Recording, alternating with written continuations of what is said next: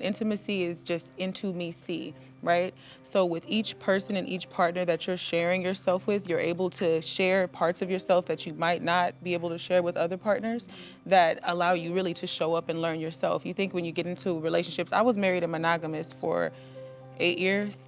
And we were both fronting, you know, like he kept having affairs and doing the thing. And I'm like, well, I wouldn't mind a sister wife to your biological nature. I'm solo poly specifically, which means that I'm my own primary partner. So I come first and anyone I date is secondary to me. I am 38 years young, Indian American female.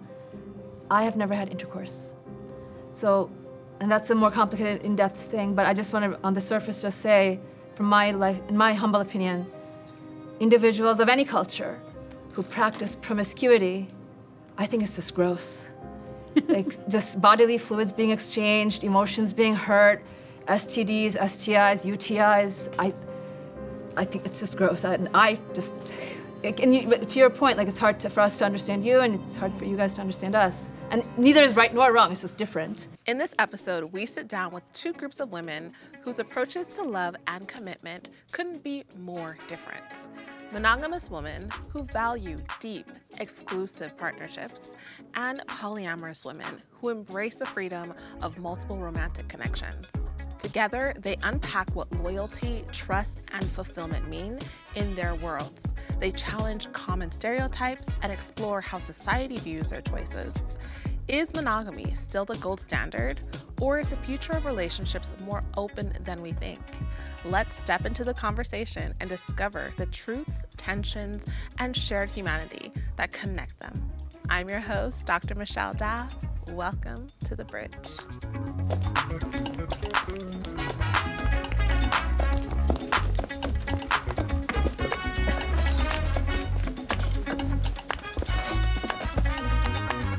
Hi everyone, my name is Janet and I am monogamous. Hello, my name is Sonali, and I am an Indian American monogamous madam. Hi, my name is Tashara, and I am monogamous. Hi, I'm Chelsea, and I'm monogamous as well. Hi, I am Daphne, and I am polyamorous. Hi, I'm Ellez, and I am polyamorous. Hi, I'm Lady Beaver and I'm solo poly. Hi, I am Reverend Soulflower and I am polyamorous. Thank you, ladies, for being here. And the first prompt is, humans are naturally wired for monogamy. Okay. Anyone can elaborate or speak on their thoughts on that question. Well, you said humans. From my life experience, I have found that men are not biologically made for monogamy. I completely agree with that. Hence my thumbs down. But I believe women, and this I'm speaking generally, women tend to be more monogamous in my life experience as an Indian American millennial. I think that humans, or however people self-identify, aliens too, individuals have a lot of love to give, and I think that society has placed a barrier up to what love looks like and means like for a lot of people. And I think that our species is definitely meant to spread love and in a different capacity than I think what we believe. You know, it doesn't inherently have to be a sexual connection. It could be an emotional connection. It could be a positive connection. And I think that us as individuals and humans, we're meant for that. I will say, though, I think that you can be monogamous and love people all day long. Yeah. You know, I don't think that just because you're polyamorous, that means you're the one that's pouring more love out into the world. I agree. I've been single and monogamous for a long time, and I feel like I've never given so much love as I am now. That's a beautiful take on it. I can agree with that too. You know, I think that it's allowing yourself to open up to different types of connections too, and being able to have that love with the level of vulnerability that brings in the relationship aspect with that individual. Because sometimes there is like that barrier when you're not with someone. You know. You know, you said that you have like a lot of love to give, and that doesn't necessarily have to be sexual. Mm-hmm. Like at the same time, that is monogamy. Like you can be monogamous with one person, but then also spread love elsewhere. You can give it to your friends, you can give it to your family, you give it everywhere.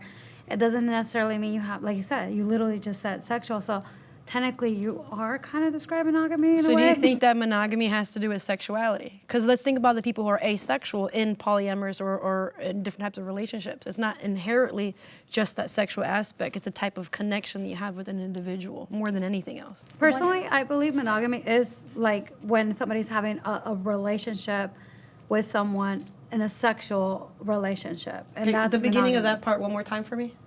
Monogamy. No, before that. Is between two people. It's having a relationship, an intimate relationship between two people, which usually consists of sexual activity. I have a question for everyone here. Can you fully commit to more than one person at a time? Absolutely. One partner at a Yes, time? absolutely. Can you fully commit? Okay, anyone want to elaborate on that? Yeah, well, touching on what you said, I would agree with most of what's being said because, yes, my longest standing polyamorous relationship is 13 years and it's a non-sexual relationship. And I'm fully committed. I'm totally invested. I'm totally in love. He's totally in love. We're fully committed to each other. And then there are partners that, you know, I like to break it down with people that I work with that there's a heart choice, a head choice, and a womb choice, right? So the person that guides you spiritually might take you closer to God. They might not be the person that the womb specifically speaks to, right? Or the one that speaks to your heart, the one that opens you up to that abundance of love that you spoke of. That's a different experience. So each of my partners contribute to the whole holiness in myself, and they contribute in different ways. So I fully commit to all of them. So I have a question for you. In that case, so if different people are sort of meeting the different needs that you have, don't you feel like maybe you could be exclusive with one person as a partner and then have friendships or other connections that meet some of those other intimate parts? Or do you think that intimacy that you are sharing with these people is so intimate that it has to be considered like a relationship? Well, yes. So do I believe that can happen? Yes. But if we take it and break it down, intimacy is just into me see, right? So with each person and each partner that you're sharing yourself with, you're able to share parts of yourself that you might not be able to share with other partners that allow you really to show up and learn yourself. You think when you get into relationships, I was married and monogamous for 8 years. And we were both fronting, you know, like he kept having affairs and doing the thing. And I'm like, well, I wouldn't mind a sister wife to your biological nature, right? So I'm like, let's just talk about it and let's be forward facing about it so we can have a dialogue, so we can expand, because I'm about community, village building. And I believe that the partnerships that, you know, they contribute to me, yeah, like it's polyamorous because it means many loves. And that's that. Did you become a polygamist because of cheating? Because the fact that he was seeking others? No, I initially, so that played a role, but the initial start was I have a friend that was my friend since I was 12, and I love him. And when I got married, my husband was like, you got to get rid of him. You know, I'm here now, and I'm the one, and I can tell by the way he looks at you that he might want to. And I'm like, no, I don't get those vibes, but as a woman, I got those vibes. But I also know how I am, you know, and I'm like, okay, now I'm trying to put on this mask of monogamy. I'm trying to portray myself as being as if all the love I am, all of the just, you know, I'm in 1,000 colors. All of that can be closed into one space. So I'm like, let's give it a shot. Do you mind elaborating when you said cheating did kind of? Well, yes, it contributed to the decision because, like I said, the friend that I had, he was somebody that I wasn't willing to let go of. And so my husband was like, well, if you're not willing to let him go, then I don't think that we're in a monogamous marriage. He's Muslim, very strong Muslim practices. And that's kind of what opened the door. My friendship, him deciding to move into, you know, can we cuss, girl? Because it's polyephory, okay, instead of polyamory. And I was like, yeah, no, this is just not, it's not honest. I like honesty, I like fair, I like brutally candid. I would like to double down on that. So one of the things I always say when we're opening up talking about polyamory is I'd rather deal with jealousy than dishonesty any day. So that's part of the commitment and knowing your boundaries. You have your boundaries within your relationship or ships. Your boundary with one partner might be different than your boundary with another partner, right? As long as everyone's respecting those boundaries, you are committed in that sense. Because I'm saying this is what we can and can't do. This is what I'm willing, what I'm not willing. This is what my heart says yes to, no to, whatever the case may be, right? But I'd rather it, even as my other partner, like let's say my partner is talking to me, I would rather you tell me straight up, hey, I'm feeling this person, not feeling this person, than me catch something behind your back. When we could have all had fun together 9 times out of 10, we're so open-minded. Come on. You know, so I'd rather deal with, you know, jealousy, my own ego and jealousy than dishonesty any day. Because dishonesty does what? Tear down relationships more than anything else. Once you lose that trust, it's really hard to get it back. But if you're working through that, I can set my ego aside and be like, okay, part of me felt this type of way, but I know that's my ego speaking. In reality, this love is this, this, and that, and I can deal with this jealousy than do that. I'd rather find someone that's loyal, though, or it's like I'd rather marry a man that was going to allow me to have other friendships that have been in my life before that person. So would that So make what does him less loyalty loyal? have to do with polyamory? Because you're saying that because of all the dishonesty and the person was going to cheat, then if we have a polyamorous relationship, we get to be honest about the desire. Did I say that, or is that just the assumption in the monogamy community? Because No, I all I thought you said, just said that. I said I would deal with jealousy over dishonesty. Not that I personally dealt with dishonesty in that sense. I would rather deal with that, just knowing what there is out there, being in relationships, So having you're all talking this. I about would just deal with prevention. that. Oh, Go ahead. you're talking about preventing dishonesty. I would say just preventing a distrust in general, in all aspects. I would just rather deal with that and I grow just with feel that. like that us as humans, we are looking at others and constantly connecting in many different ways, and we're either looking at them in a lustful way, or you know, it's still in you regardless. And when you're practicing monogamy, you just keep those thoughts to yourself. And I feel like in this realm, you can be completely honest. I feel like I have been very honest with myself, though, in my desires That's in a beautiful. monogamous relationship. And I feel like I really pride myself on living an honest life. I have just felt more tunnel vision towards someone. And until I meet someone that inspires that, I don't choose to be with anyone. You know, I don't commit. Do you think that biology or culture has a stronger influence on how we form relationships? I think that culture plays a huge part in relationships and how we're raised and what we're taught. Watching any movie, you know, like polyamory is really not represented. When I grew up, it was a fact that one day I was going to get married and have children, and that was it. There's no other alternative. And then when you get older and you're dating and it doesn't go the way that it does in the movies, and it's just one failed relationship after the next, you start to think outside the box a little bit.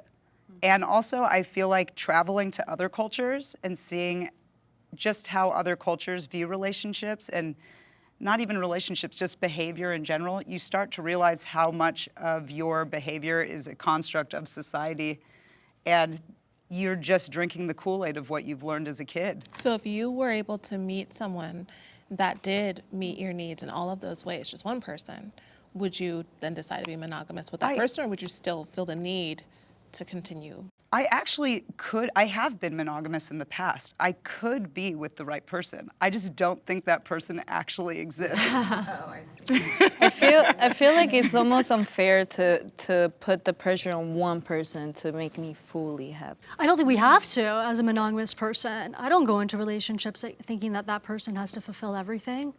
I don't. I rely on myself. I have a relationship with myself. Absolutely. And I love strangers, and That feels like a compromise, what you just mentioned. It sounds like a compromise saying, like, I can't find anyone, so I'm going to compromise and be polygamous. I'm solo poly specifically, which means that I'm my own primary partner. So I come first, and anyone I date is secondary to me. And I had to do that because I was just getting burned relationship after relationship. And I feel like I'm at a place where I can't give all of myself to somebody anymore. So I just what can't. does that look like, what you're describing? It basically means that I'm single and dating, if you want to look at it like that. But I'm not looking to get married. I personally don't want children, so that's not a goal. And I feel like when you're dating too, that's always the first thing people ask. Like, do you want to get married? Do you want to have kids? And when you say no, people automatically assume you're a slut and that you just want to sleep around. And it's not like that. At all. You know? And it really is about the person too, you know? And I do think that people come with different things that they can offer you, and different people satisfy different needs in your life. And friendships are not, you know? So you're dating non-exclusively? Yeah, I suppose so, yeah. Yeah, I find it really interesting in what you were saying. Correct me if I'm wrong. It sounded like you were saying that you used to date other people to fulfill your needs. I used to be monogamous, and I either was cheated on in every single relationship, or the guy was opposite, like so jealous, so monogamous, and so jealous where if I even mentioned another guy's name, they'd have a mental breakdown, you know? And I was just like, I don't want any of this anymore. I also am sick of that, you know, the negative feedback loop you get in your head where you're like, what's he doing right now? Why isn't he texted? What's happening right now? Like, I never want to feel that way ever again. Sounds like protection. Yeah, yeah. major You're trying to- protection. I love that. Question for you ladies on the monogamy side specifically. If monogamy were truly natural, why do so many people struggle to stay faithful? Wounded. Love In that my life question. experience, I'm 38 years young, Indian American, so I have both cultures coming at me. So in my life experience, I've found that it's the men who have difficulty staying loyal and being monogamous. I've always been loyal and committed, even because and my problem is I fall in love with just one kiss, but I won't even let a guy kiss me unless I know him, I trust him. You mentioned asexuality earlier. I've just learned through life I'm actually asexual, but within asexuality, there's something called demisexual. I've learned in the past 2 years that's what I am. A demisexual in any culture, they need to have an intellectual and emotional connection with a man, or whatever, whomever, before they can let anything physical happen. And so that's me, but I've also realized that's not easy. It's not easy for me to find a man who will take the time to get to know me and earn my trust and establish that intellectual and emotional connection before leaving or ghosting me because he's not getting anything To from your me. question, like, why do men, like, My question is, if monogamy were truly natural, why do so many people struggle to stay faithful? She just mentioned that she finds it's only men, but that's not true. of men are faithful. And in today's society, it's just a lot easier to be tempted or whatnot. And it's really up to the person to do so or not. I do believe that when it comes to cheating, it has nothing to do with, like, it might not even be a sexual thing. It might just be there's a lack of communication in the relationship, or that person is depressed. Something else is going on in that relationship. And that person that cheated, that they need to take care of. Like, they need to go to therapy and figure it out. Like, but they're coming out in that way. They're using cheating instead of, like, dealing with their issues. I think it's a lack of coping. Yeah, a lack of coping. And today, like I said, there's more temptation. There's social media. There's more out there. And it's easier to just swipe right or left. I mean, I think also it's a lot of unhealed trauma that people are dealing with. Because again, it's not only just men, you know, I also know some women as well. And so I think if you're not really truly happy with yourself, they pour onto you these traumas, you know, and it's like, it's not hard to be faithful. It's really not. But I think it's something within them that they're dealing with. Hurt people. Absolutely. I also think, like, I think we kind of hear it here, is that we think that another person is going to alleviate us. And so I think cheating can come from, I need to get something else to alleviate me, rather than sit with myself or face the person that I'm feeling absent from, or something's missed, whatever it is. So I think it's just, as a culture, that's what's influencing us to go get something else to, numb us in the moment. What about people who just, they're just attracted to people? So a woman is on a flight, she sees a guy, he's really handsome, he's sparking up something that's never really been sparked up before, and it's not about an insecurity, it's just loving that exploration, or the temptation of just doing something different, or having fun, or whatever that might be. I guess it's then, like, don't be in a monogamous relationship. You know, I think we know ourselves to a degree, or I think that's like the uncomfortable, but also, the honorable part, the privilege of being with someone, that you would have to go to them and be like, I saw someone on this flight, or I just saw someone and I'm feeling something, Why can't a monogamous relationship be fun? I feel like on both sides there's unhealed versions of people, and if you're in a poly dynamic because you feel a void and you're filling that void, then you're obviously not doing this right, you know? If it's you're fully happy, you're happy where you're at, and you want to add on to that experience, then it's a healthy way of doing it. Everyone's honest, everybody's having a good time, and everyone everyone's feelings are saved because you're not feeling a void. You're just adding on to, you're just healed and you're excited to share that healed version of yourself with others and share love and get it back. And the next prompt is, polyamorous relationships face more trust issues than monogamous ones. I say no, because polyamory really requires you to look at yourself. First of all, jealousy is it's natural, right? But when you're dealing with jealousy, just my take, when I was polyamorous, when I was monogamous, I couldn't really express my jealousy, because it's like, oh, I don't want to look insecure, or maybe I just have to be the good wife, I'm married, and this is a position that many of women desire to get to and can't, right? So because I'm in this position, I need to deal with my jealousy, I need to deal with my fear, I need to deal with the fact that all of this is happening. Whereas in polyamory, I get jealous, I'm able to sit down with my loving partner, and I'm like, hey, I'm feeling jealous about this. Are we able to work through this? Hey, I'm feeling insecure about something you did earlier. Can we walk through this journey together? Because one, it builds a stronger bond at the end of it. And then it also gives me a chance to really do the work. One thing that I realized, I was really stagnant with doing the work when I was monogamous, because I didn't have anyone to work through me. It wasn't reciprocated. Yeah, they weren't working with me through the things I was going through. I was, let me call my girlfriends and let me just vent, girl. I just got to vent instead of work through these things with my partner. Emotional intelligence ties into that, but also vulnerability that you tap into when you have a partner that holds space for that. Like with me, I went into polyamory because I was in a very healthy, happy relationship with my husband of 10 years, but I also love women.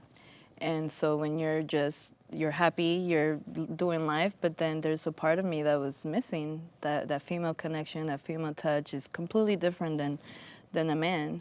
And because me and my husband have had a very successful, awesome life together, and we're also BDSM educators and intimacy coaches, we've been exposed to a lot of healthy representations of these different dynamics, that it opened up the conversation of like, okay, well, I will never touch you like a woman. I'm never gonna be a woman, so let's venture into this, and I want you to be happy. I don't want you to ever miss, So But you already were happy. Yes, but I still love women, and I was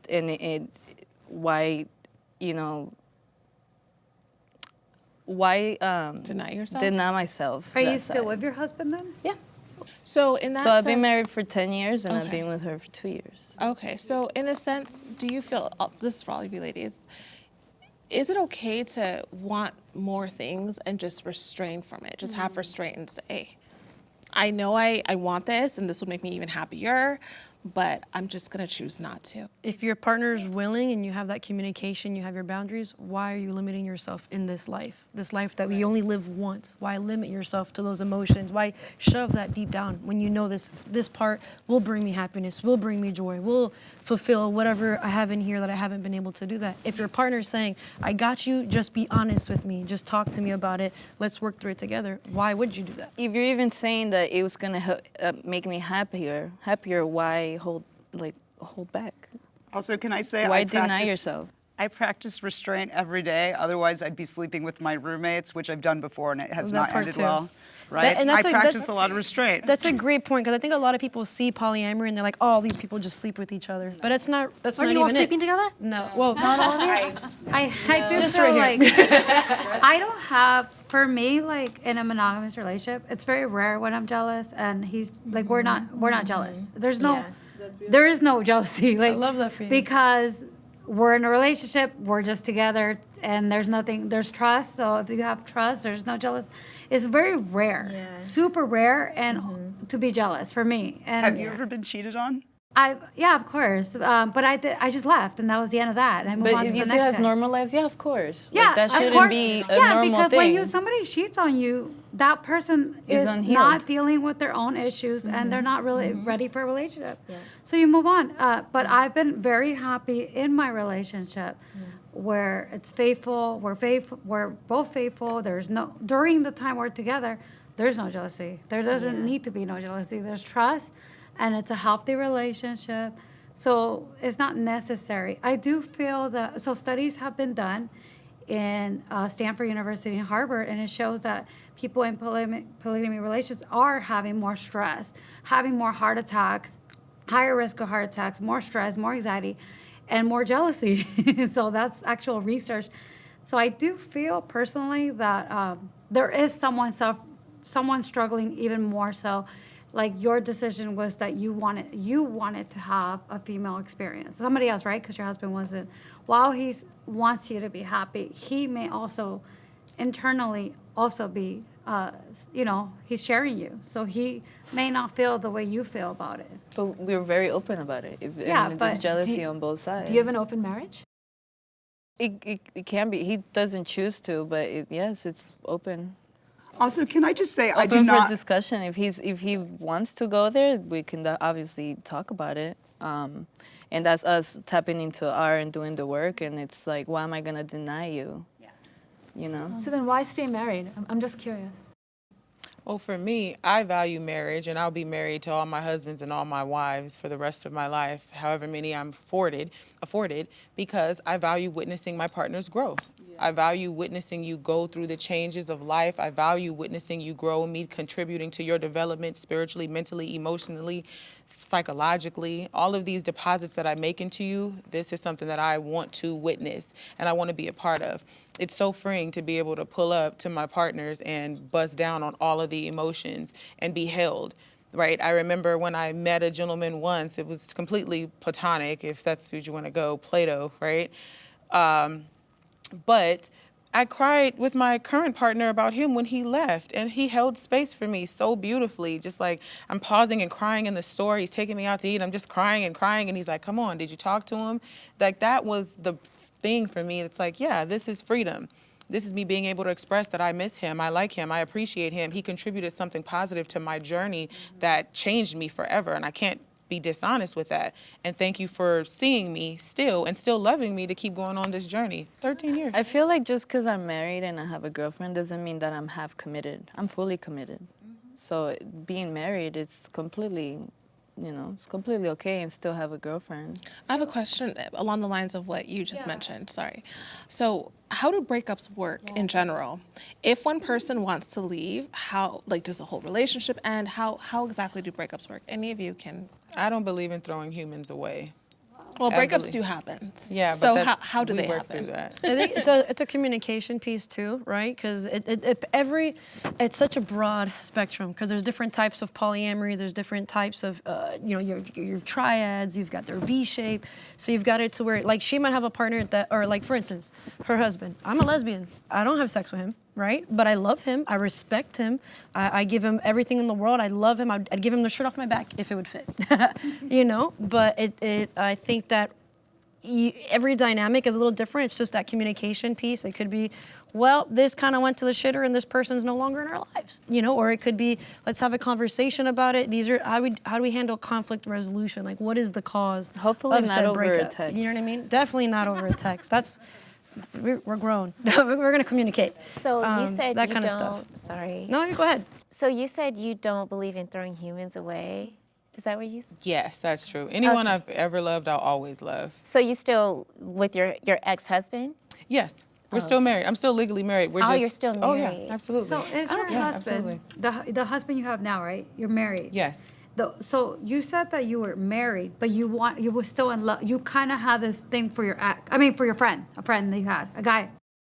I don't think I had the thing. I received the thing. Yeah, okay. So, sorry. Energy, you want, so you desire this relationship with your friend. Yes. So then, did your husband at that point become more like your best friend, non-sexual relationship, and then now your friend was more like the intimacy, sexual relationship? It kind of diverted? That's a good question. No, I wouldn't say so. I'm spiritual, so I did our natal charts and to bust things down. Like, me and my husband are twin souls, so we're the exact same person. So when we were both trying to pull up and be monogamous, both of us were living inauthentic. So when I opened the door, hey, let's just be open, and you approach the women you enjoy, I'll approach the women I enjoy. I'm sorry, men and women. We can have a unified relationship.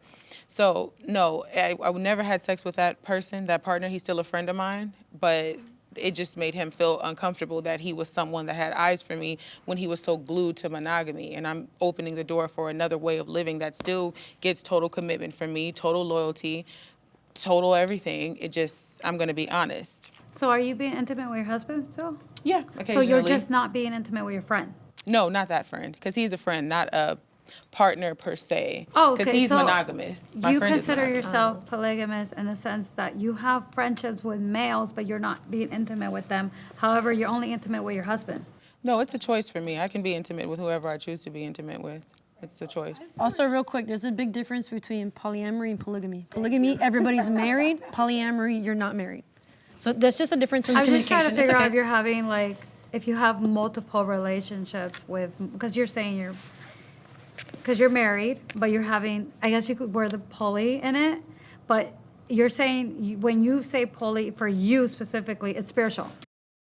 So I practice open relating in the sense where, yeah, I figure out why each individual has come into my life and what contribution they have so that I can better show up in that dynamic and figure out what my contribution is to them as well as receive their contribution wholly. If you try to make a heart choice, a womb choice, you're gonna lose the lesson, the experience. God shows you God through other God beings. And so sometimes we miss out on that. This is, if you go Bible, right? You guys come together and through that certain things unlock for you when you're partnered versus when you're single. And most people who've been single, when you're single, you don't get the same things, right? When you come together with somebody, you guys actually do the work together and that like amplifies your journey. So Kind of what you're describing to me sounds like friendships. well, they're intimate. They're all intimate. And intimacy is not sexual. You know, intimacy is vulnerability. It's a lot of different things. It could be sexual, and I'm not saying I limit myself by, just my husband I have sex with, you know, because that's not reality.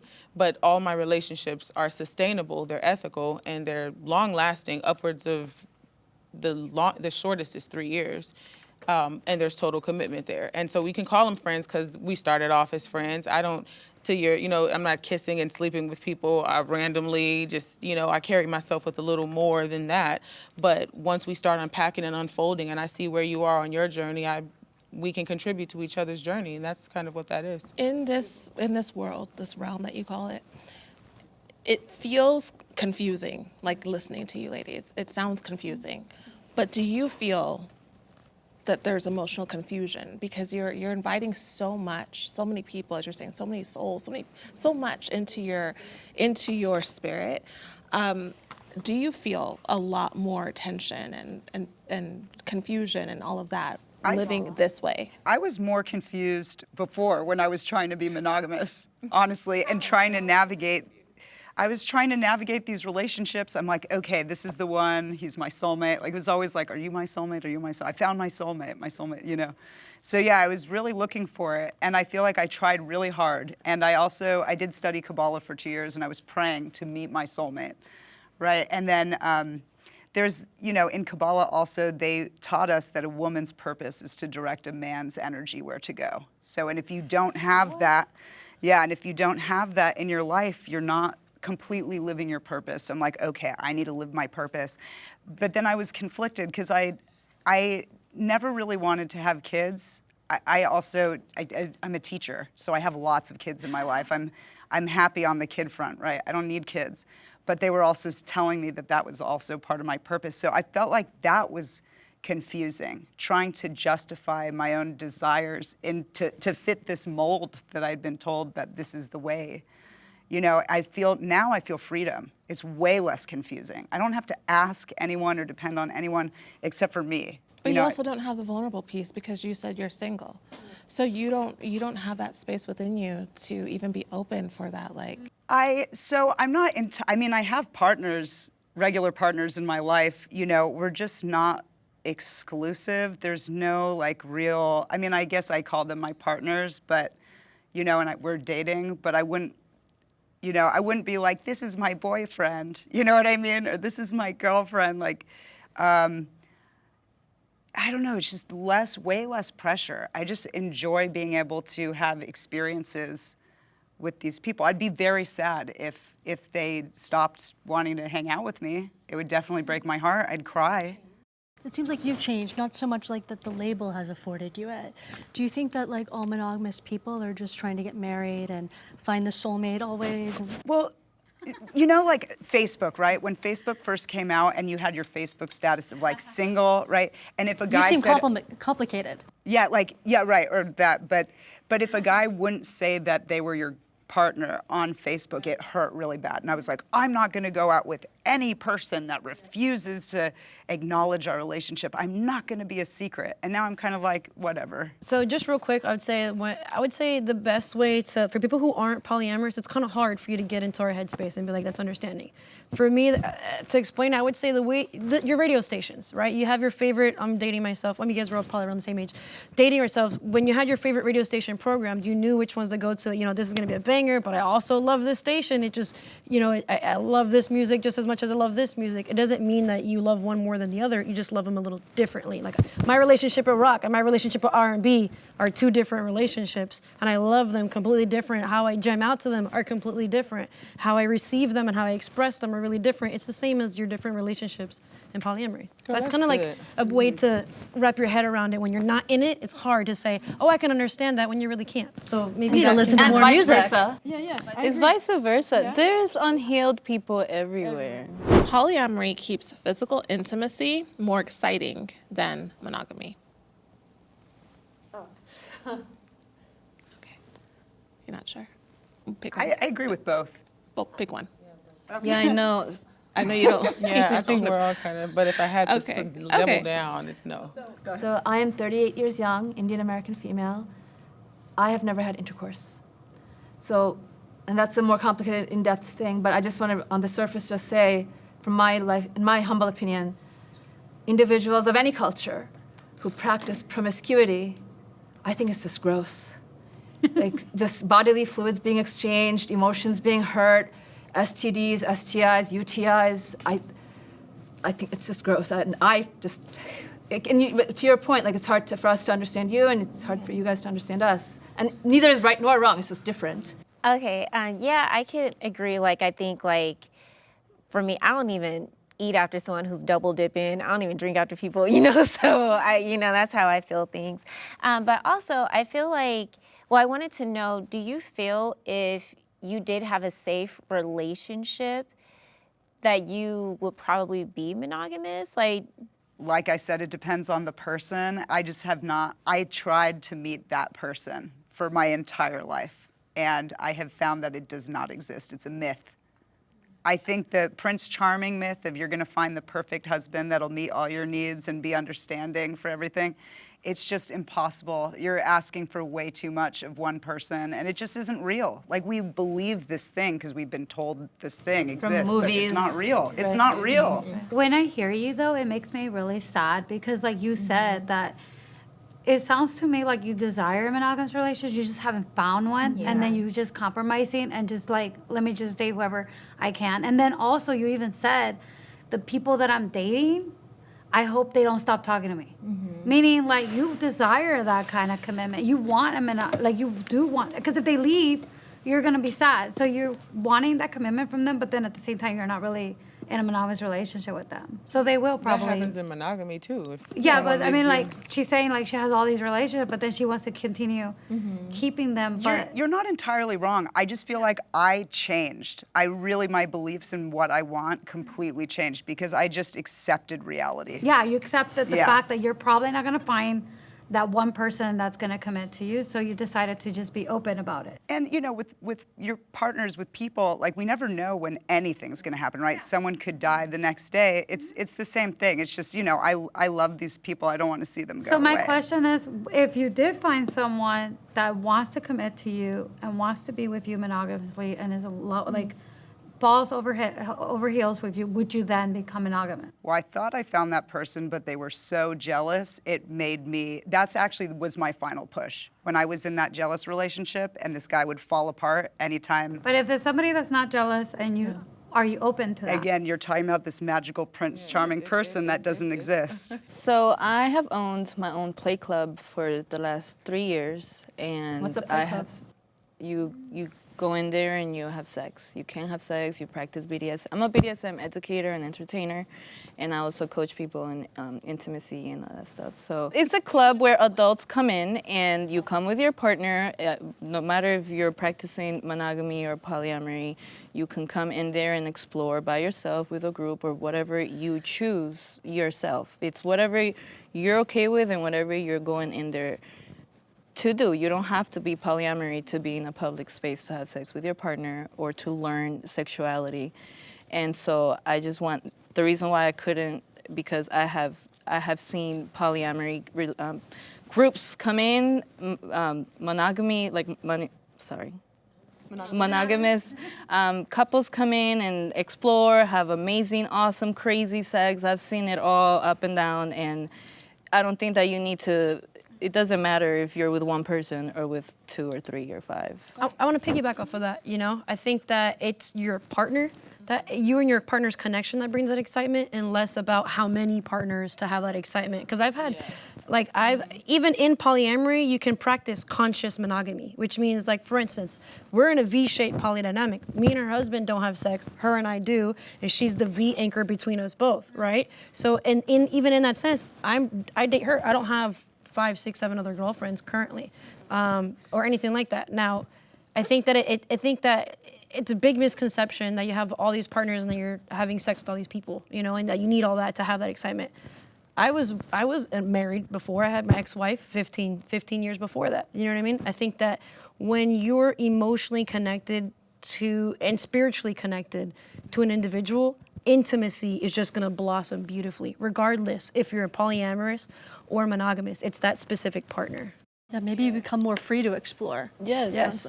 Yes. Does STDs or anything ever become like a concern? Like everywhere, like all everywhere, the time, all the time. every day, always. Yeah. Right. Yes, obviously, if you're going into a public place that is, you know, giving you the space to be free and explore and have sex, it's your choice. If you know, to check, to have, that's just because you're polyamory doesn't mean we're being careless about who's entering our body or how we swapping fluids and stuff. And even like everybody should be checking and protecting themselves. It's important Even in public spaces, you can still be protected and not catch anything. You just gotta obviously be grown and mature and healed. On this side, ladies, question. How do you think long-term monogamous couples keep intimacy alive? I believe there's a strong ethical, intellectual, and emotional connection that has served as a foundation. That's what enables that relationship to continue for a long time. Well, not continue. I'm talking about keeping it exciting. That's specifically what I'm talking about. Ways. No, I didn't. That's because, and I'm contrasting it to the ladies on this side because someone would say this is more fun. So how do you keep that fun in a monogamous I relationship? feel like everybody's different. So like everybody's love language is different, right? It could be in different ways. It could be verbally, it could be cuddling, it could be just so many different ways. But to keep it going, it's always, I feel like dates are really important. When you're with somebody for a long time, to always continue dating and treating each other like you just, like you're just getting to know each other, even though you already know each other. But I think dating is important, to take each other out on dates, go out, and then come back home, give each other kisses and so forth.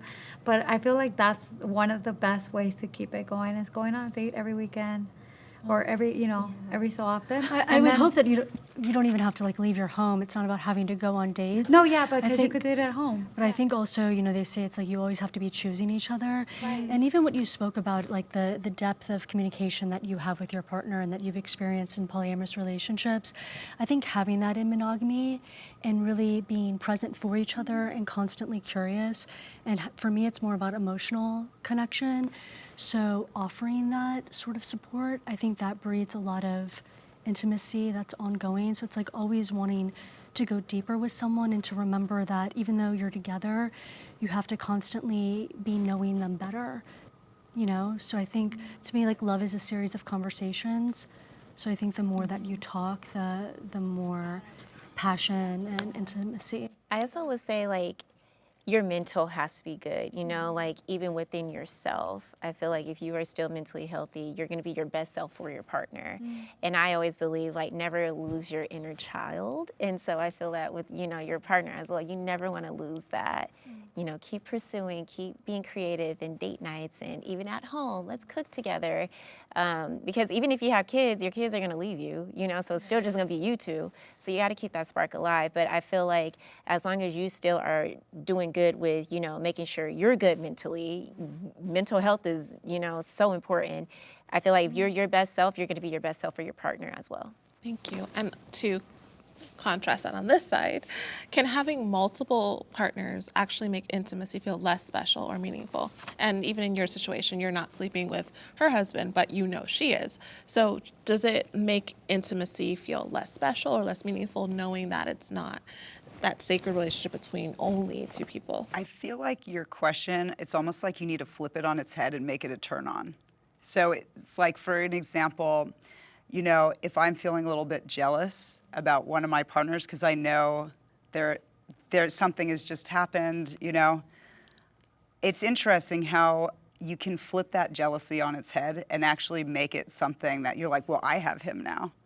You know, he's mine now. Very possessive, though. And it's, I don't know, I find it to be hot at times. Fun and hot. Yeah. So you flip it over. Sounds like a kink. Yeah.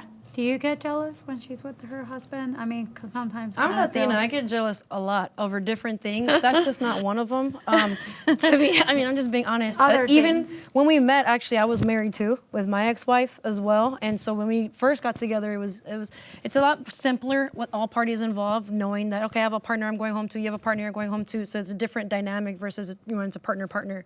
And then we split our own ways for, you know, other infidelities and that kind of stuff we won't get into.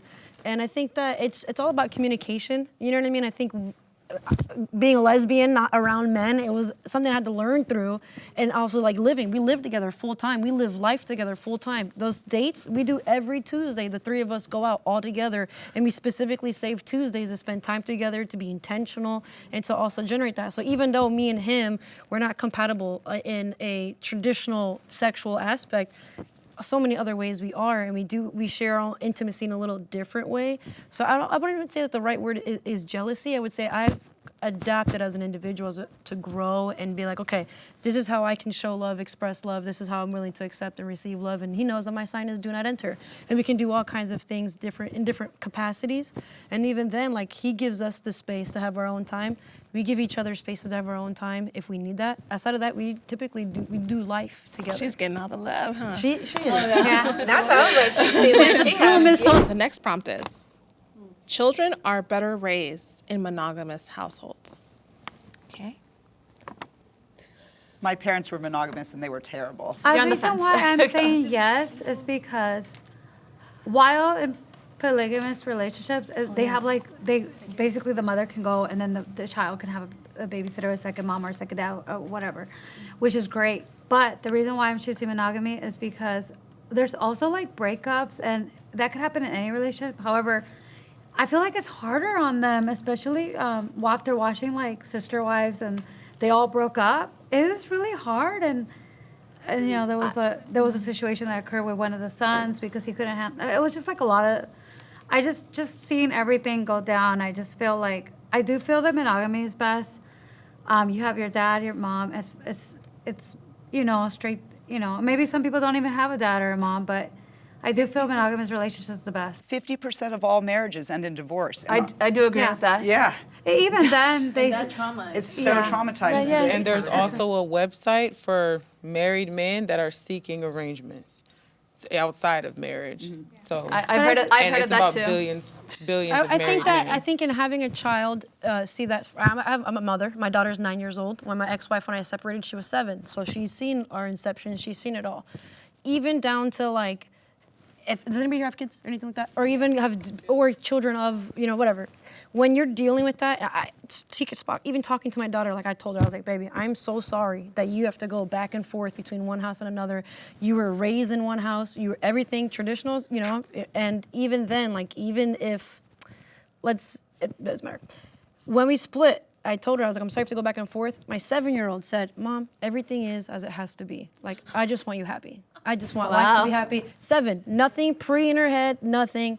None of that. It helps them to show A, commitment, B, communication, and C, that you will be okay after this breakup or whatever happens. I think that in movies, we see a lot of unions. We don't see a lot of the aftermath, right? Us as humans, how do we grow when we're no longer with this person? Who we are when we're no longer with this person? The journey that we dive into here, that what do I need to heal inside here before even thinking about another person? I think your children see that. They're able to do better communication-wise. Not only that, I think it's also different on the type of polyamory that you are, right? If you have 10 partners and you're introducing your children to 10 partners, that's different. I'm not judging anybody. It all depends on the level of that commitment, right? No one, just like when you guys are dating, when you have kids, you're not going to introduce your kids to their first date with your man, right? It's going to be later when this is serious. You're going to be in my life. It's the same over here. You know, it's later when it's serious. Then okay, I'm going to introduce her. Like we went to Universal as the first day with my daughter. Like, you know, I think it's all about having that open communication. I want my daughter to come to me. I don't want her to feel shame about anything. I'll talk to her on the phone. What are some boys that you're looking at right now at school? I love Carlos, but you know, AB likes me and la la la la la. I'm like, well, how is that letter in your class? Are you having A, B, C? That's what I print it back to that, whatever the case may be. But I think it's just, they can see communication and they can also see different types of relationships. All growing up, none of us here has ever watched a Disney movie where there was more than one partner or anything of that aspect. So who else here has children? I do. Okay. Can you talk a little bit about how, and you do too, explain a little bit about how you would explain a polyamorous relationship to your child and just along the lines of what we're sharing? Yes, so I actually have a 17-year-old daughter, so she's very much, Mom, tell me what's going on here. And so for her, I have expressed that it's really a journey of me meeting myself through other individuals and giving them an opportunity to show me more of myself. I'm very village-minded, I'm very community-oriented, and I love the fact that my children have different women, sisters of mine, different men, masculine. My son, he's 6 next month.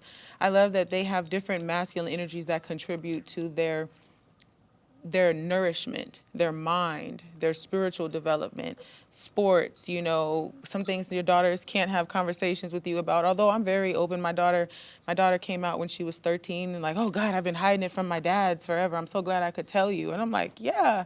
Be who you are, you know, but there's also some conversations that she won't share with me. So it's good that I have sisters that are like, hey, it's our time. Let's go out and hang out. And then they'll tell me a little bit, not too much, but, you know, if Lauren catches that, not too much. When you say sisters, you're talking about? Women that are my partners. So I have 3 masculine partners and 2 feminine partners.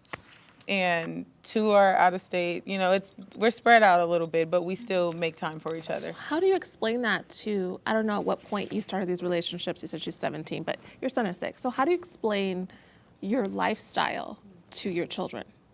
How do you explain that to them? Yeah, it's just, hey, I'm journeying. I'm meeting different versions of myself, and I explain the spiritual component because I'm very, very spiritually inclined, and I love that my children, you know, they can blend human relating with also spiritual relating, and why the connections are much deeper than just the physical attraction. So it's just. And how did your son receive that when obviously, like, we know in society it's only one partner. That's all they see, their friends. I mean, this is so different than what they know. So how did he receive that, or are there conversations about that?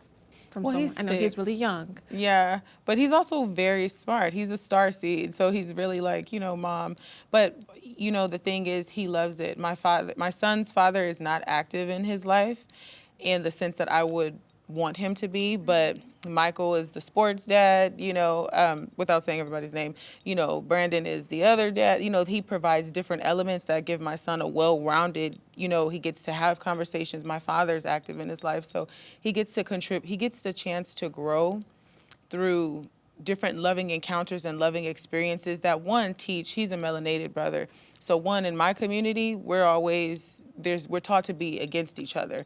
We're taught that, you know, if I'm a brother and I'm melanated, I'm against you and you're not on my team. So what I'm raising is culturally aware children, where my children are, hey, your sister's not your enemy, and your brother, your skin brother, not skin brother, they're not your enemies either. So you can learn from each other. So it's a little bit different, creating this new paradigm with my children. And I'm still learning. I'm still learning and exploring these things, but they take to it. They ask a lot of questions. I'm very open with it. And, my son loves it. He loves his. So I don't have children on my own, but I am very close with my sister and her kids. I'm the godmother of her kids, and her youngest, she's 8, and I'm very out loud with my life. It's love, and whatever I'm showing my 8-year-old, we're loving humans, coexisting. So she noticed that I have a girlfriend. She loves Tio. Tio is like her world, and she finally answered. She asked about, is Daphne? Actually, the way she asked, she became very close to her daughter. They're the same age, and they became like best friends. And all of a sudden, like the way her brain like processed this, she came up to me. She goes, "Titi, does this mean that?" Can I say her name? Does this mean that Layla is my cousin? And like in her own brain, she kind of like did this whole math, And I was just kind of like, "Mommy, yes, you're correct." And we kind of just left it there. Then a month passed. She came back home and she was like, "Titi, my friends think it's weird that you have a husband and a girlfriend." And I was like, "Oh, here I am." So I was like, "Well, Mommy, the way I'm an educator, and I don't believe in like educating. I feel like is the best rather than hiding, And I'm not doing anything wrong." So the way I said it, I was like, "Well, Mommy, love is love, and it's not for everybody. If Mommy and Daddy is enough, that's awesome. And if there's more than one person to a couple, that's also okay. But it doesn't mean that it's okay for everybody." And then I just kind of explained it as love is love. And she was like, "Okay, Titi." And she loves hers. Everybody, it's. Thank My you. daughter calls her Mamacita, me Mama, and my ex-wife Mommy. And it So works she has out. Mommy, Mama, and Mamacita. Thank you. And I'm a high school teacher, so I've talked to students as well about polyamory. When they've asked me, "Are you married?" My students always ask that right away. Are you allowed married? to share that? And well, I don't share obviously intimate sexual things with my students because I'd be fired. But what I do say is, society tells you that you're supposed to be with one person and get married and have kids, and I just want to let you know you don't need to do that. And I've chosen not to do that with myself, and I'm really happy right now. I know you guys might think that I'm like dark and sad, but I'm actually a pretty happy person. I agree. I actually agree with you on 2 points. Like when I was growing up, I was born and raised in America. My parents are from India.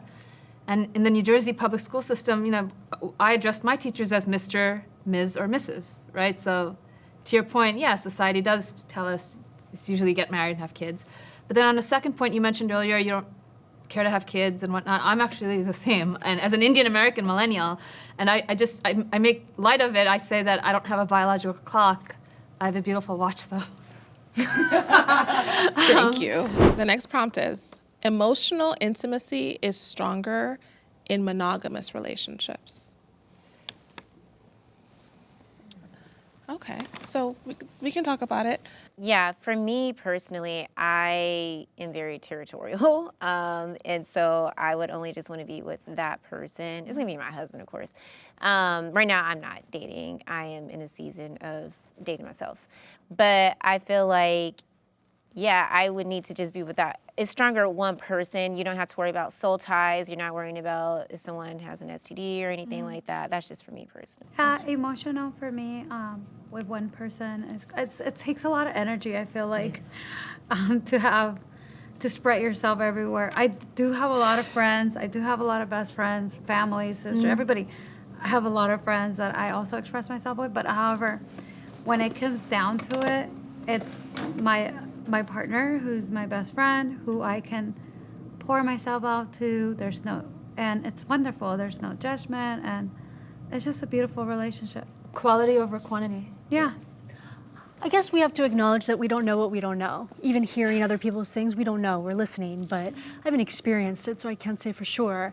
I think I just aspire to really build a relationship with one person and that be like the emotional backbone to everything, while also still opening up to strangers and people that I meet and not reserving my love or my candor for one partner that I'm with. But I think that sometimes in polyamorous relationships, it feels like you're kind of splitting off to other people, and I feel a little bit more potent. I would like to speak on here. I think the beautiful part of the different types of polyamory that there is, like specifically with us, a triad, V-shape, whatever the case may be, the three of us, there's always someone to mediate. So let's say her and I, whatever, we're not conflict resolution the way that we should.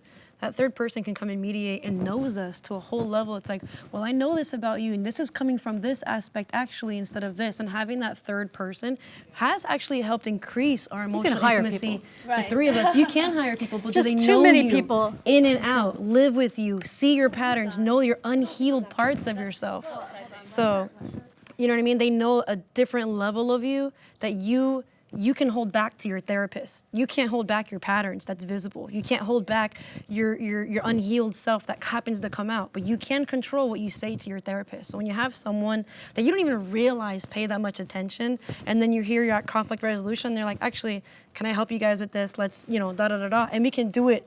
We call it the hot seat. Hey, we're gonna need to call out the hot seat, and we're gonna talk to each other about it. And we have those uncomfortable conversations, but really what it is, it's bringing us together, because now we're also addressing the vulnerabilities within each other as well, and saying, I see you, I know where this is coming from, this is how we're gonna heal from it, and we're gonna be fine just together, being able to talk about it unfilteredly. I think that's important what you mentioned. I think what she's also saying though is that if you're talking to this man for, let's talk about science, let's talk about my womb, let's talk about sex, like this person is for different things, then it's like you're splitting some of your emotional depth. I can understand that. Different children. I have 2 children. I don't love one more than I love the other. I split myself between the 2 of them, and it's natural to me, and I do it with grace and ease. I'm a master's student now. I do that. I run a business. I'm an author. I do all these things with ease, so I'm already splitting and dividing myself. But it's nature to balance it. But you're a master's student, so you're in school. But in school, you're not talking about your sex life. You're talking about academics. So it's different in a sense that when you have one partner, you're sharing everything with that person, all aspects of you. We're all different in different. In polyamory, each relationship is different. It's so different. They're not coded. They're not the same. The point. That's the That's question. like the umbrella. Polyamory is the umbrella, Right. and then there's different. As Like you us, touched we on. do life together, so we do see each other. We don't split with other people. It's us 3. Right, so we're but doing she all may that. have, let's say she had something happen to her during her day that really bothered her, and she shares it with her husband, but she doesn't share it with you. She does not have to. She does not have to. Her husband will be getting a piece of her that you did not get. Do you see what I'm saying? Yeah. So that's FaceTimes both of us at the same time. That's how literally. well, that's your relationship. But yeah, it's true. That's part Then of if the she boundaries didn't, and then communication she's too. an unhealed person. Like it's on both sides. They both work. They both can be beautiful, and it just depends on like how much trauma do you have and how much self-work have you done for you to carry on a healthy relationship. I just feel like you gotta be a mentally strong person, because I would be like, wait, what you mean you didn't tell me what happened today? Like, But that's the thing. That doesn't happen. Was that scenario in this case? No.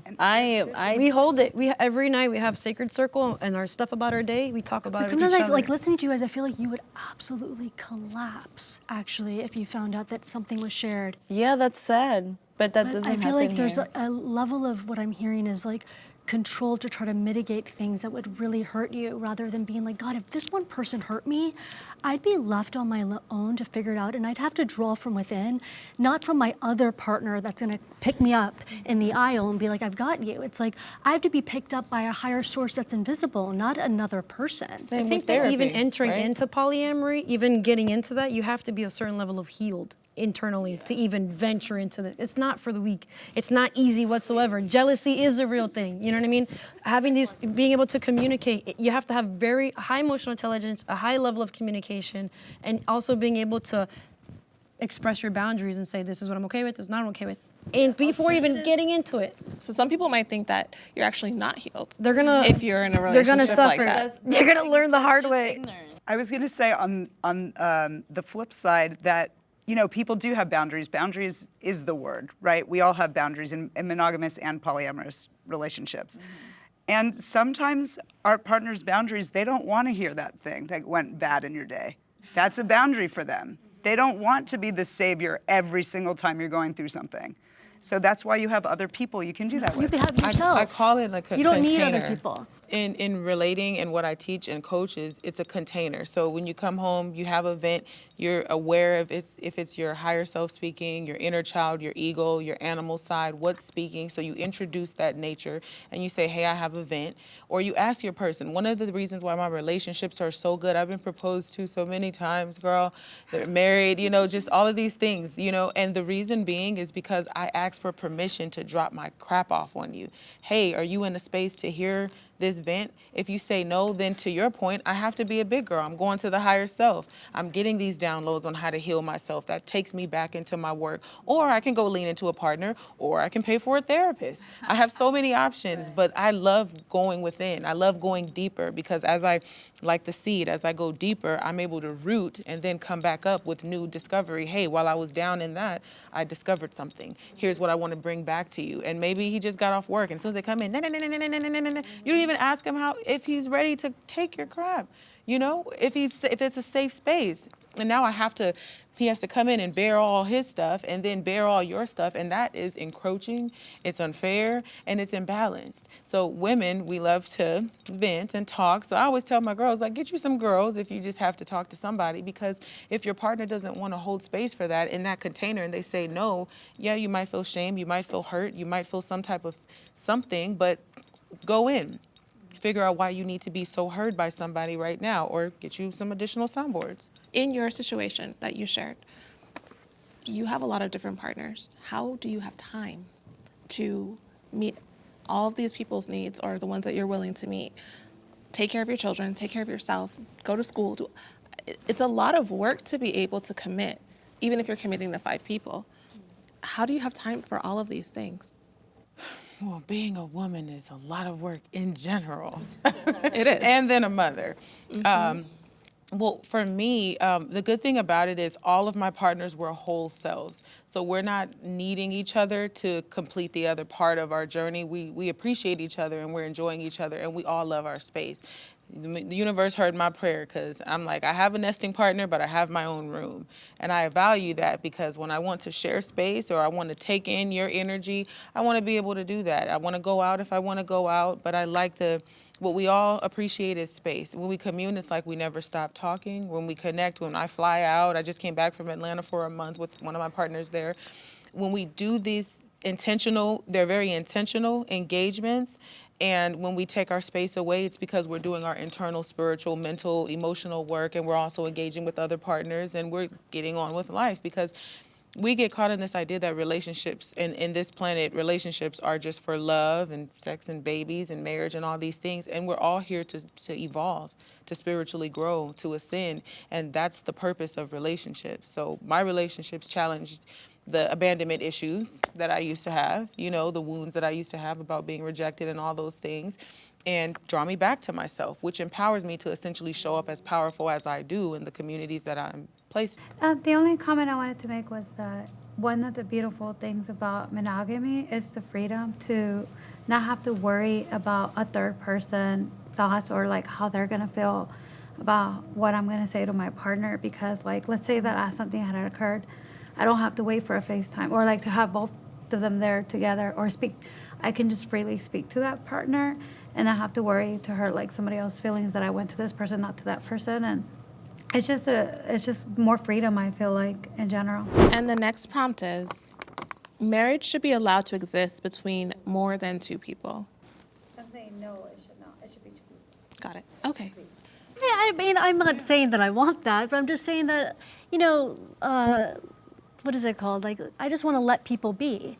You know what I'm saying? Like, you know, with a lot of the questions, it's like, okay, I don't want that, but other people can. Right. You know, do I want it to become more and more prevalent? I'm not so sure. But I think that if that's what seems like it's working for someone and that's what they want for themselves, I'm not going to sit around and be like, don't do that. I'm not afraid of it. I don't want it. I haven't found that I want that. But if someone else seems to need that, I just don't feel like I'm really that motivated to change people's minds. Yeah, I think it was more so geared towards our own personal feelings, like what we want for our own lives. Like for me, I'm like, oh yeah, no, it just needs to be me and my husband. But for you guys, it's like, I'm not gonna be like, no, they should be shunned or anything. You know, it's like people should live how they want to live. I believe marriage is a religious and cultural concept which was created generations ago. Right. Times have Created. changed. It's not our nature. Created. You Right, said times it have changed, and It's it was not your established nature. centuries, generations ago, and so things have changed. Times have changed. But Back then, they didn't know about, or like even for me, I'm in my mid to late 30s now. Like me, growing up in the 90s, I didn't know what LGBTQT or anything was. It just wasn't taught in the New Jersey public school system, if it you will. wasn't taught in our school system. Right. either. No, but Yeah. at the time, again, since the 90s, things have changed. Culture, social media, internet. But- My own sister is 35 and she's LGBTQT. So even in the Indian community, that's like jaw dropping. But again, it just times have changed. Things have changed. I would say for centuries, there's documents and history of polygamy, polyamory, multiple wives, multiple husbands. Biblically, it's definitely mirrored throughout time, space, centuries, ancestrally, religiously, culturally. I think that America, I'm just going to say it, America as a whole has the society, the cultural pressures of society, I think, has limited our capacities, our mindsets into what should be allowed, what shouldn't be allowed. I think it's more of a societal thing than it is more than anything else. But there's definitely like history of it in the past. Marriage is between two people. But if you allow more than two people, then people could be married multiple times without the knowledge of the first person, and that can cause problems. Well, but that's the not other, ethical. so that could be confusing. The other thing is that if you are in a polygamous relationship, in a way, you're also invalidating that person's rights to their, like if they put in money, there's 3 people that are married, you're putting money into the pot. That person also deserves their piece of the pot. So when they break up, what happens is that they don't have any legal status. So then that's another issue. Let me ask this just across both sides. Do you see marriage as a legal contract, a spiritual bond, or both? Both. Okay, so all of it. Do you think that the government or society should have any power to define what marriage looks like? Absolutely not. Well, anyone have a yes? Do you think that the government or society should have any power to At ever all. define what marriage should look like? Well, there should be some kind of definition to understand what marriage is in the legal status. Okay. Like if you met me 2 or 3 years ago, I would have said love and marriage are the same thing. But life has hit me in the past couple of years, and I've realized that love and marriage are 2 different things. Marriage is a business contract. Right. Yes. Agreed. And if you It can wouldn't- be. Yeah, if you don't want to go into this business contract with this person, first of all, the legal aspect, I think most of you guys, we've all been legally married. The legal aspect doesn't bound somebody. Oh, right. Yeah, my bad, sorry. Yeah, but the legal aspect doesn't bound that person to you. And I think that's what we get hung up on as a culture sometimes is like, oh, if you marry me, then you're mine, which is possession, it's aggression, and it's not rooted in facts because like we've all touched on, someone can still decide against that. For me, marriage is spiritual. That's why I didn't really answer that because I don't think that the government can tell me who to not love. You already want to tell me what to eat, what to drink, how to dress, you're a slut if you're not monogamous. When to your point, men are non-monogamous, but if a woman comes out non-monogamous, now, you're a harlot, all these negative things. So we're already really very oppressed by their ideas and their thoughts and their visions of what we as a culture should be when we've got, as you said, centuries of proof that in addition to that, they've meant us no well. They don't, these are just one size fits all. I don't even like one size fits all clothes. I don't want a one size fits all relationship. Because it's different. It's going to be very different depending on what you're requiring and the work you've done, like you said. And I feel like there's so many of us on this planet to think that you should follow this one format, and if you don't, you're a slut. There definitely has to be monotheism. some fixing. Like I said, there has to be a way where legitimate polygamous people who are not marrying little kids or anything else like that, who are actually, no, because they do take advantage. There's a situation like that in the past. But in your situation, for example, where you're adults and you're consenting, where she could still have some kind of legal status. That's if where she's, you know what I mean? Like there wills should and be trusts, things like something that. like that That's for where that people comes like into that, play. because in a way it protects You know what? that And we person. will actually Polygamy love is that. actually illegal in the United States. I know, You that's what I what mean? So I'm- I wish it would. I told all the time I'd marry you in a heartbeat. What I feel for you inside here, my whole being, was more than I ever felt. My 15 years of legally married, court documents, all that kind of stuff, because it is a spiritual connection on top of that. And your history with someone has nothing to do with it. It's that ultimate connection. And for her, I told her I'd marry you tomorrow if it was legal, and it isn't. But spiritually, I say all the time, spiritually you're mine, spiritually I'm now. yours, and it's right now, right here, right I'm here. a reverend. Let's do it. I'm a asking, minister. Let's do you it. could marry her if Let's she do got it. divorced from the husband, right? Right, but why would I do that? Why would I limit her love, right? She loves him. They love each other. They were together even before me. Why would I even do that? That's an ego. Why to coming add in. more love? Why You we have can to just add it. remove love. Right, and to To add your more sake, love to your life, remove love. yeah, and you could even, sense. even to you, I agree with you. There should be some type of legal definition in between. I shouldn't be able to go and get married off in another country and my partner's not know about it. That's crazy, and it's also dishonest. So if there was a way also to be like legally, yes, these two people are married. Yes, I'm gonna be married with them. Now the three of us are married, and there was some way to do that, I'd be totally down. It isn't a thing. There's I'd a be totally reason down why though. it became illegal, though. It was In never Utah, because- illegal. No, in Utah, I mean- it became illegal because they were taking advantage. Some people were taking advantage of that, and the minors. It was a whole thing, but you should look that up. But I do feel that there should be some kind of resolution towards that. And the other thing I wanted to, I do feel like there should be a resolution to that. I just feel there's got to be something. Well, the reason is control. The reason is control. If too many people come together, and like Dr. York, if too many people come together on the same mind frame with the same, putting all their resources together, and there's a big, you can overthrow governments, you can overthrow things that are conditioned, preconceived for you, that set you up for what they want to see. So we got to keep that separate. Just put two of you, monotheism, monogamy, all this mono. Let's keep it mono so that we stay right there. So that, So one thing that I'll go ahead and say it because maybe these ladies won't. Something that does come up in terms of marriage is the idea of being selfless. Sometimes it can sound like the relationships that you're having are very selfish, in a sense that you're saying, I want it all. I don't want to sacrifice. I don't like to say I don't want to suffer, but there is some self-development. I know you talked about how you grow and you learn with these different partners, but part of what makes marriage beautiful is the fact that you are going through some of these pains, these hardships, because of self-denial and sacrifice that end up blessing your life. I feel like it's on both sides of that, right? In the same way that you feel a heartbreak in monogamy, you can feel that in polyamory. And I tell you, it's a bitch when it's all at the same time, right? So your main partner and your other partner or your whatever partner you're in a situation with, imagine both those heartbreaks at the same time. That's a lot. You know what I mean? So I think a lot of times we hear about the positive side and how it can work, and just like the negative side too. Or I wouldn't say negative. I would say the learning moments in between too is that heartbreak is intense. The heartbreak is a lie, especially if she's mad, and she's mad. Oh, I got my work cut out for me. It's not the easiest. It's not the easiest thing, and it is just as devastating in a monogamous relationship because again, it's a different type of love. You're still feeling that hurt. You're still feeling that pain. You're still, you're still in that, just now twice. Kind of piggyback off of that is that it kind of sounds like, in a way, one, there's two people, they're happy, you were happy. However, you decided that you wanted to add a third person because you were not being satisfied you wanted to add a woman into it. Would you think of that as like perhaps being selfish? Oh, so you're talking about this side. Oh, I thought you were talking about a marriage with two people. So yes, so what I'm saying is the different aspects, the variety of choices that come with being polyamorous can appear to be selfish in the sense that situation is an example of saying like, yeah, I want it all, and if my husband is with it, then let's go. If he's not, maybe you would say, no, okay, then I'll just suppress a side of me. I don't know if you would say that, but you have a husband who's open, so it was okay for you. But let's say you had a husband who wasn't open. Who knows what you would do in that situation, and that could hurt him. And you don't always know what he's feeling.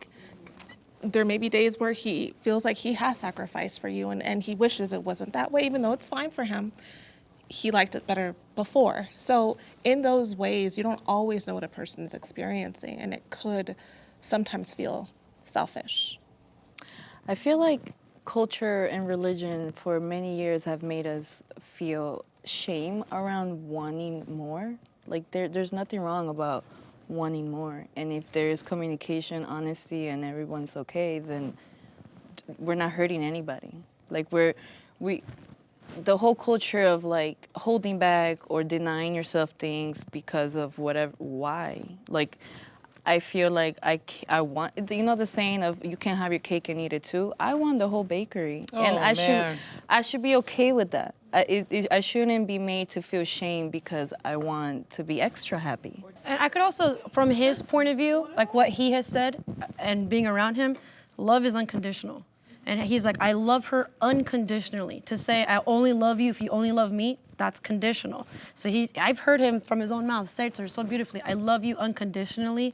That's real love, is wanting also you to be all sorts of happy and acknowledging that there's a portion here that I just can't do that. So, and being able to have that. And also when he met me, I was living with a woman. And so he knew the side of me, and we met at a fetish party. We already were in an alternative dynamic. We were already open, you know, to different dynamics. So when he saw that I really love women, he already knew. He's like, I will never be able to touch you like a woman. I want us to all get back together in 7 years and to see where it's all gone.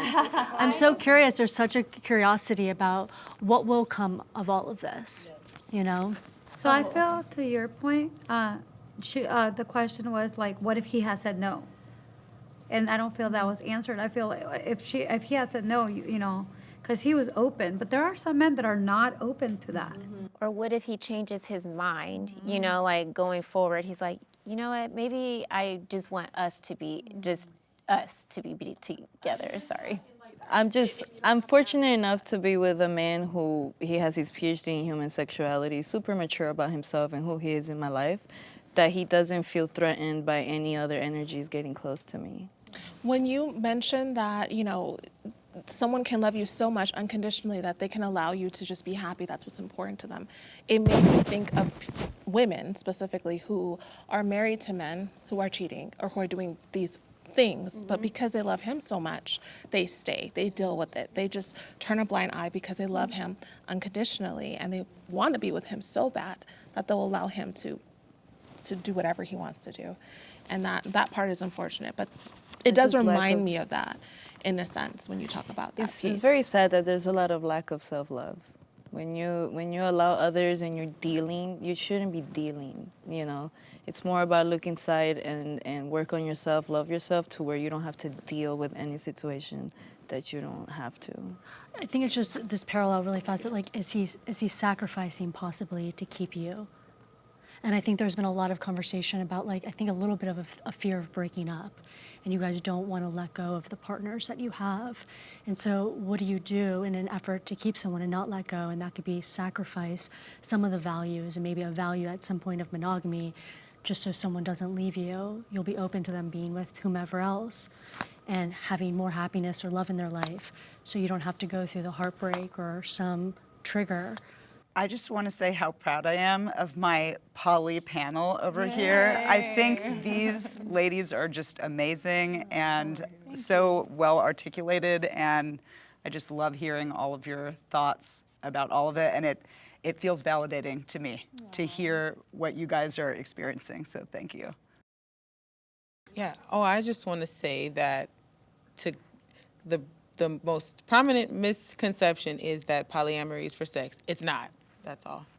I just want to say that if you're willing to venture into an alternative situation, just make sure you're doing self-work and that you're not just spilling your trauma onto everyone. Yeah, I would say just be honest with yourself, you know, not because of what your parents told you culturally, society, or anything. What do I need out of life, and is this going to sustain me for the rest of my life, for the short time that you're here on earth? Can you be truly happy like this? And that's okay if the answer is yes, and it's okay if the answer is no. Like at the end of the day, just look into yourself and just be honest with yourself through and through, regardless of where you fall, I think, more than anything else. I want to thank everyone for all of their perspectives and for sharing. And also, I think that it can be challenging I almost feel like when you're more traditional, it's like you've suddenly become like alternative. And maybe like there's shame around holding to old values. So I think that there's bravery on both sides of acknowledging a preference and a desire. Yes. Yeah, this was a beautiful conversation, and I thank you guys for even, sharing with us as well, and us sharing with them. And again, mental is number one, mental health, and I'll just hope that everyone finds true happiness and the love that we all desire. I want to echo that. I do believe happiness is North Star. Love is love. And as an Indian American millennial, I mentioned this earlier, I grew up absorbing both cultures, and neither culture is right nor wrong. They're just different. So with that established, when it comes to this group dynamic, neither of us are right nor us versus you. It's not, neither of us are right nor wrong. We're just different. And our differences is what makes us a beautiful community, and makes the world the way it is. I just want to say I appreciate all of you sharing your stories, and I really enjoyed it. And also the fact that I love the fact that every single one of you is different in the sense that you're all on that side. However, all of you have different reasons why you decided to go that route, and you were open enough to share that with us and with everyone, really. And that's really brave. And yeah, I appreciate it. Yes, thank you so much, ladies, Thank all you for all. being here. Thank you for having us. Yes, I loved hearing from all of you, and I appreciate the honesty and the vulnerability on both sides. Thank you so much for watching. If there's something that was shared today that was interesting to you, something that you want to share in the comments, we would love to hear from you. And until next time, bye-bye.